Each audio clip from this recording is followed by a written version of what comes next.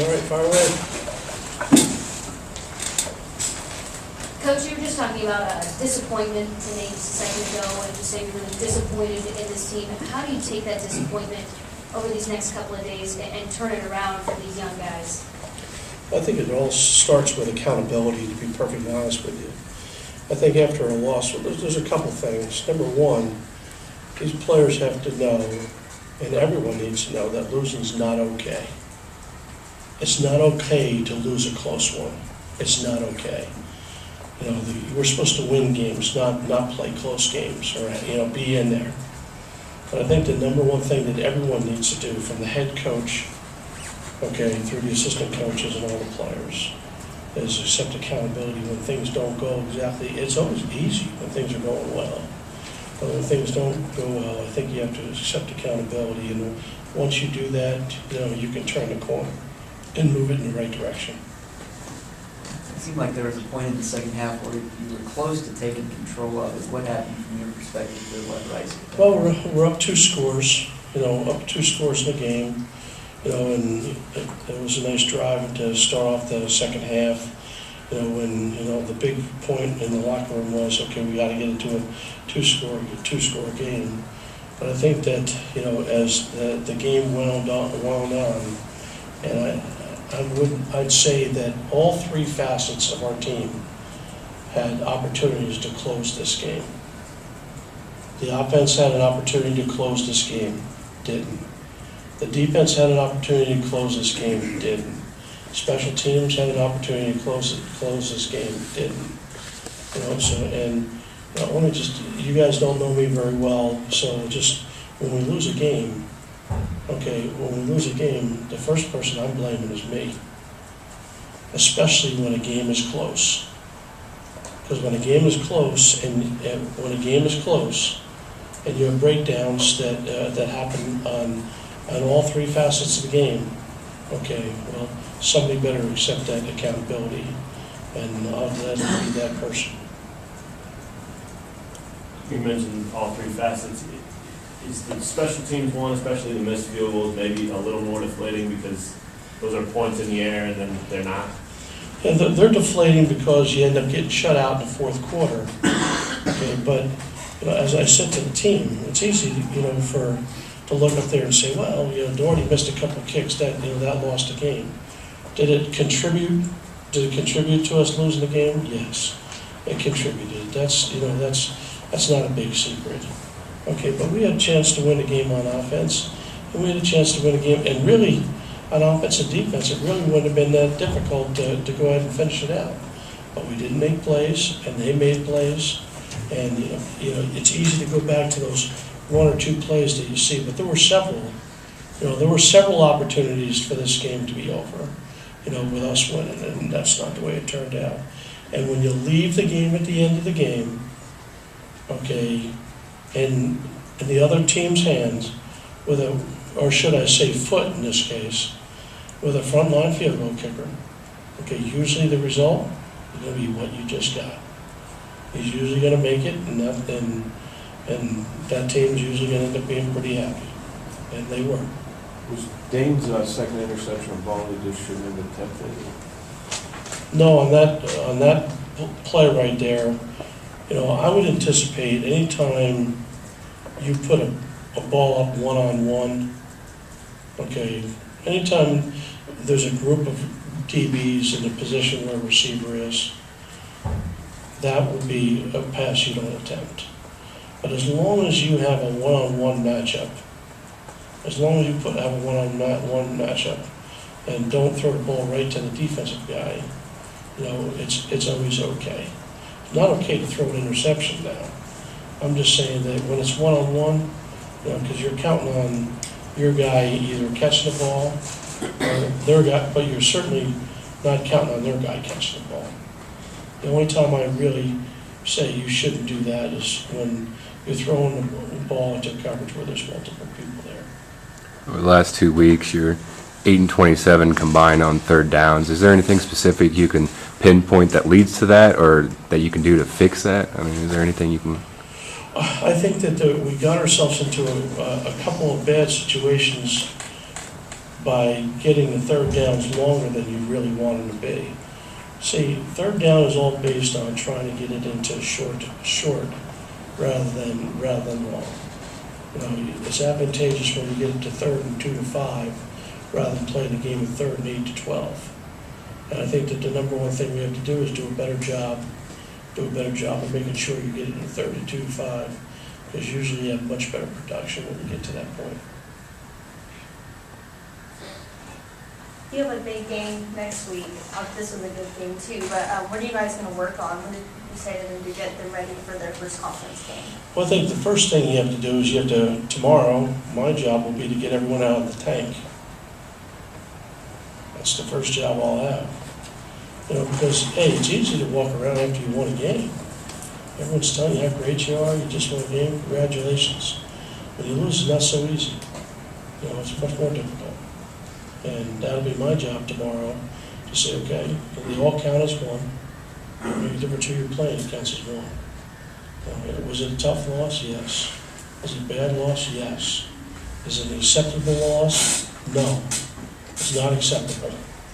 And until our team understands that, then we're just not going to make any strides in the right direction. Are they in the tank already? I mean, is there evidence that they're pretty down? Is that a rhetorical question? No, you just said that. I just have to have you answer. Yeah. The answer to that would be, that is a correct thing. Yeah, they're down. I mean, but as I told them I would say, because I'm different than a lot of other people. I mean, when I come up after a loss, I think that, especially in a close game, you know, if you're in my seat, you better be accountable yourself. I can sit there and say, well, if he would have done this, or if he would have done that, or he would have done this, we'd win the game. Well, you know, I feel bad. You know, for the players. I feel bad for everyone else. But the bottom line is, everyone's got to accept their accountability, or else you're never gonna make strides. You're always just going to be just okay at best. The reason I ask, obviously, this is a position that's been familiar to these guys, being disappointed after games, and is how much of a concern for you is that while you talk about trying to change that culture and all Well, I that? think that I had a nice long talk with him after the game, and it probably wasn't the type of talk that you would expect. This wasn't a talk where I was ranting and raving and swearing all over the place. You know, it was kind of challenging him to, what's it going to be, fellas? Is this the way it's going to be? Is that okay? And I think by the time they practice full, we'll be out there tomorrow practicing. Okay, but there's a lot of bumps and bruises, so it won't be quite the same. But by the time they're full go on Tuesday, I think that they'll moved on towards the next opponent. Coach, you said the first person you have to look at is yourself to be accountable. Do you have any early thoughts on what you might change or what you might do different? No, what I'm going to do is come in at 5 tomorrow and watch the tape, and watch the offense first, and watch the defense second, and watch the special teams third. And then, I'll get together and watch the tape again with the offensive staff, and we'll go ahead and make sure that we're all on the same page of what my expectations are. Then I'll meet with the defensive staff and go over with what I thought I saw on tape, if that's really the way it was. Then I'll meet with the special team coaches and do the same thing. Because before you address the team tomorrow at 2:30, you better make sure that everyone's on the same page of what we did right and what we did wrong. So that when you're holding players accountable, you want to make sure you know exactly what you're talking about, so there's no ambiguities. Were you able to get a sense of Kale's face and maybe how serious Yeah, I have no idea about the injuries right now. I just, when he was trying to get off the field in a hurry at the end of the game after the alma mater, I told him to slow down. I know that, but I'll have a better idea as we get into tomorrow. You knew obviously this was going to be a challenging year in some ways. Has the progress come as quick as you expected? I mean, did you anticipate growing things? Well, I think that what I'm really this is Austin, it's a new challenge. Because now let's see what they're gonna do. Let's see what they're gonna do after they lose a game like this. Am I gonna have a lot of people throwing in the towel? Or am I gonna have even more people stepping up to try to make it right? You know, and I can't wave my magic wand and give you the answer to that.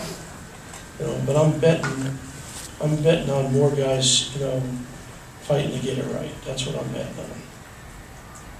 Aside from how it factored into the game, the outcome, how concerned are you with your field goal team? I'm concerned with the offense, I'm concerned with the defense, I'm concerned with all the special teams. They mean the same, they all mean the same to me. You know, so, I mean, do I want to make field goals? You bet you I do. I need to know specifics before I talk about them. And I'm not going to isolate any player or any position or any coach on the team ever. I'll never do it. Okay, so I'm concerned with all three aspects, not just that, but is that a concern? You betcha it's a concern. I know this sounds crazy since you just said that, but how about Nick Milano? Can you talk about what you saw from him and why he deserved a shot today? Well, it was nice to start off the game with a touchback. Yeah. You know, that was nice to see. And realistically, in not knowing exactly what happened, we got a tackle/turnover. Okay, we have opportunities for tackles down close. I mean, I think for his first game out there, I thought that we actually had improvement at the kicker position, you know, and our kickoff coverage. You're able to rebound it, but the way the game started, a couple of early turnovers, how difficult is it? Yeah, well, I mean, I was really disappointed, you know, that when you call a special play early in the game and you give up pressure on a play that there's no way there's pressure that comes on a play, you know, it's really disappointing because instead of, you know, taking a long, you know, the worst thing that should happen is a long foul ball. You know, but now you're giving them the ball, but I thought the team responded nicely to, you know, they get up 3-0. You know, no one panicked. I felt the only time that things felt uneasy were, you know, towards the end of the game when things were going the way they went, and you know, you could feel that. And you can say you could feel it, and that's part of what we did. You had mentioned after the game last week that it was coaching utopia, and that the game created a good set of circumstances for improvement throughout the week. How do you create another good environment for improvement this week? Well, I think that the challenges are totally different now. You know, the challenges are totally different because now you're going into the Big 12 with your Big 12 opener next Saturday at 11 o'clock in the morning. Okay, you haven't won a Big 12 game in quite some time, and the team coming in is quite challenging. All those factors will help get their attention in a hurry. So what you do is you utilize, you know, those factors to sit there and say, hey, look, we don't have time to feel sorry for ourselves.